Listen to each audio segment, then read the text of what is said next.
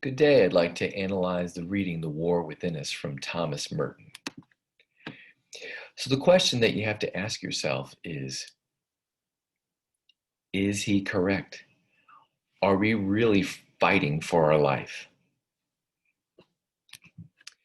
So what Merton suggests is that there's this internal struggle going on within us, a spiritual battle between life and death. He characterizes this death aspect of the spiritual struggle is that we're just kind of stagnant. We're alienated from ourselves and others. We're just kind of listless, going through the motions. And we're on autopilot, kind of similar to what our friend Sinitar talked about, the pattern of letting go.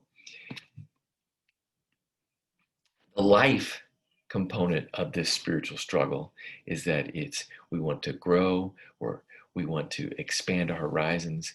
We want to develop more awareness. We really want to become free, our authentic self. He said this is going on all the time, whether or not we acknowledge it. One case study that might prove this is you think about the life of St. Ignatius. Think about his early days, his convalescence in a bed.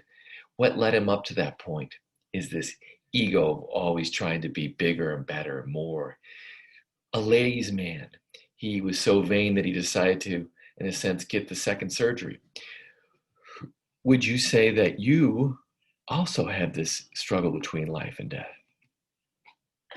What Merton also suggests is that we don't even know about God or ourselves. So even our very selves are a mystery to us. And so we're continually trying to explore that, or maybe not.